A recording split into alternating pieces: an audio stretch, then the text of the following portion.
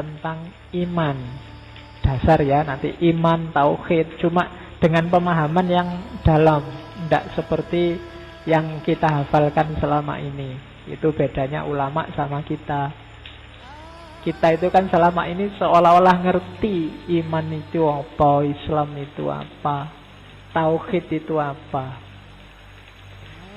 Yo apal sih kita definisinya, tapi kedalamannya kita tidak nyampe. Dan beliau-beliau para ulama inilah yang lebih ngerti. Makanya jangan underestimate kalau ada buku-buku yang judulnya iman, judulnya tauhid, judulnya takwa. Biasanya kalau ada kalimat-kalimat ini kan kita nganggapnya ala wis bosen. Tiap hari juga iman, tauhid, iman, Islam, ihsan, apa itu? Wis belenger, kamu merasa wis hafal, wis iso kayak gitu itu. Apa ya? Kita lihat ya, kita masuk ke tema-tema populer ini tapi lebih dalam.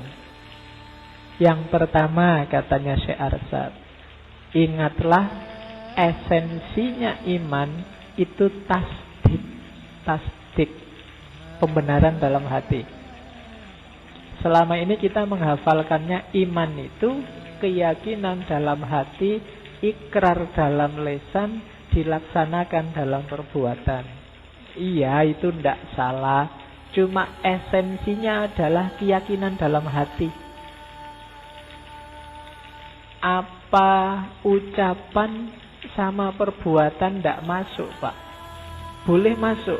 Dan sebaiknya memang masuk, seharusnya memang masuk kalau imannya ingin sempurna. Tapi esensinya tetap keyakinan.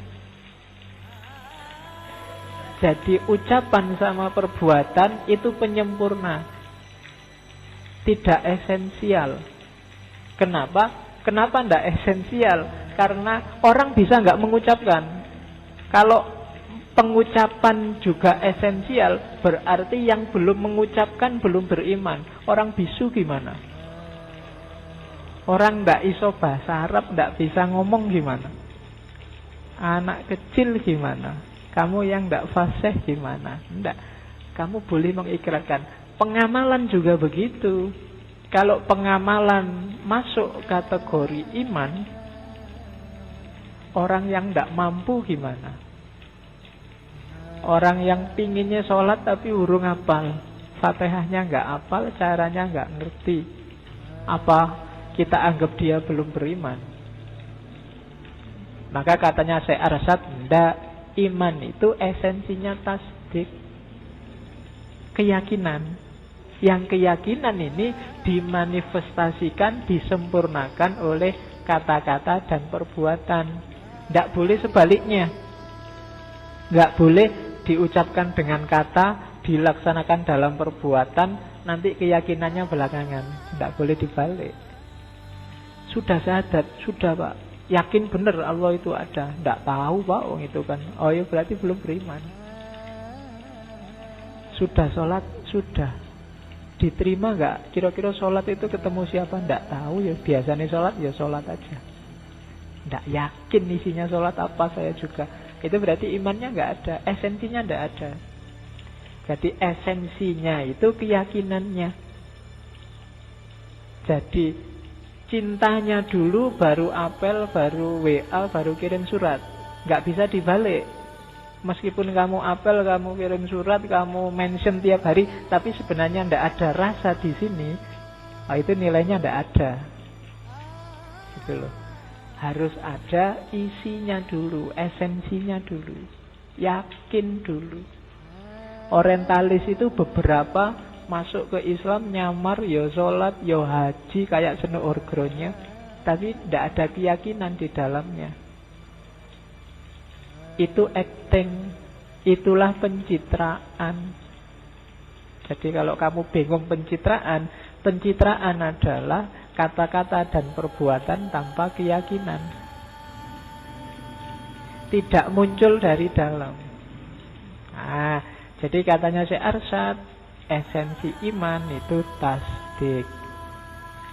Landasannya apapun nanti adalah pembenaran dalam hati. Nah, itu diingat-ingat. Tanpa ini semua tidak ada nilainya. dalam Islam. Oke, jadi esensinya di hati, operatif dalam kehidupan sehari-hari lewat kata-kata dan perbuatan. Tidak kayak dia mengkritik Mu'tazilah. Kalau Mu'tazilah, perbuatan itu amalnya termasuk esensi. Logikanya Mu'tazilah dibalik. Kalau tadi kan apel, ngirim WA, kalau tidak ada rasa di sini itu tidak ada artinya. Kalau Mu'tazilah dibalik, meskipun ada rasa di sini, tapi apel ndak, ngirim WA ndak, titip salam juga ndak, itu tidak ada artinya. Ya terserah kamu milih yang mana.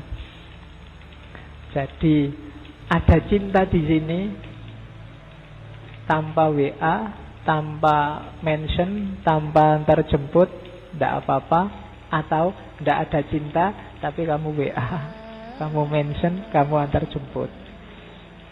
Nah, kalau Mu'tazilah, kalau ndak ada amalnya, ndak ada gunanya iman.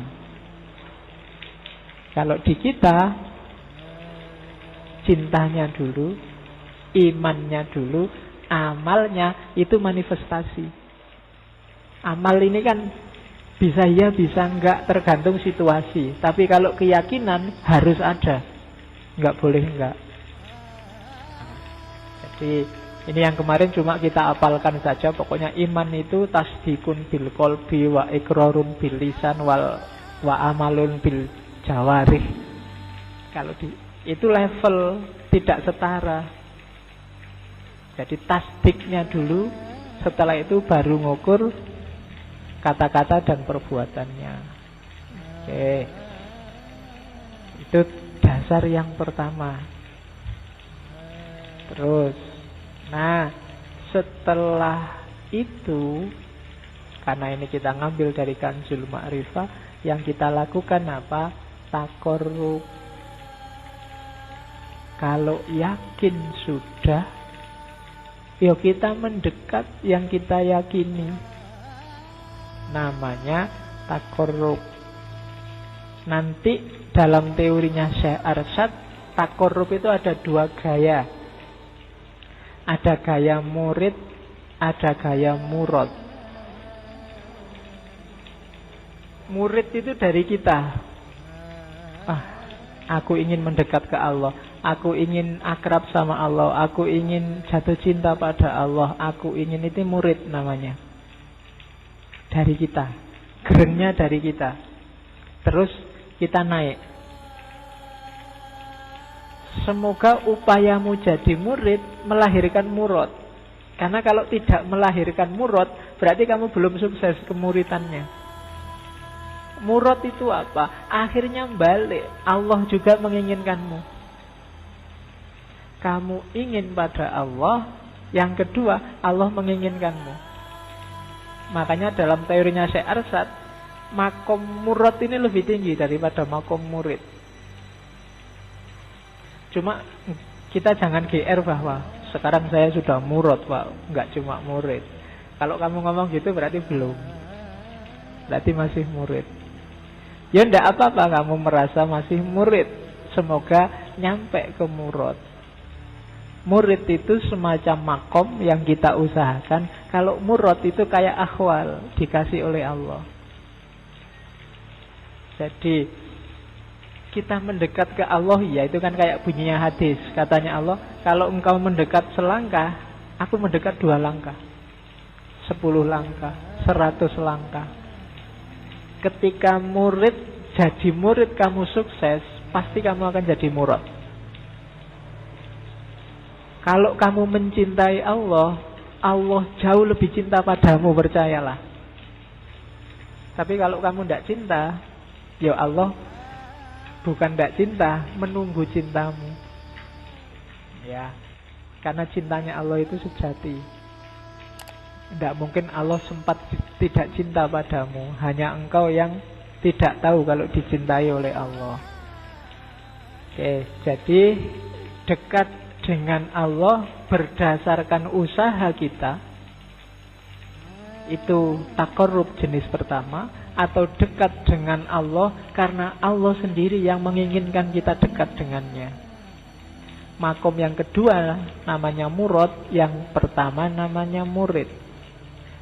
Usahakan kita nyampe ke makom kedua. Kalau kita bisa nyampe ke makom kedua, kemungkinan untuk naik level lebih tinggi itu bisa terjadi. Tapi kalau enggak, ya kita berusahalah terus agar Allah punya kehendak untuk dekat dengan dirimu. Nah, itu takorrub. Jadi kita muhasabah terus, kita cek diri kita terus, ini Allah sudah dekat apa belum ya.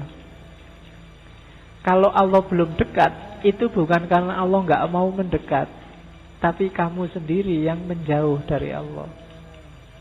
Ya untung kalau itu sayang sama kita. Kalau enggak sudah diprek sejak lama kamu. Allah mendekat-dekat terus, tapi kamu menjauh-jauh terus. Yo, contohnya menjauh itu banyak, kamu sendiri yang ngerti. Segala yang kamu lakukan, yang sekiranya Allah itu tidak suka, tidak berkenan, kita kan sudah tahu. Tapi kadang-kadang ya ditabrak. Oke, saya nggak perlu sebut satu-satu. Kalau urusan yang jelek-jelek kalian lebih ahli. Ya, nggak usah dikasih contohnya. Jadi takorrub ya, deket-deket. Oke, ilmumu sudah nyampe sebenarnya kalau sekedar untuk ini, cuma ndak operatif. Jadi belum jadi ilmu yang sejati.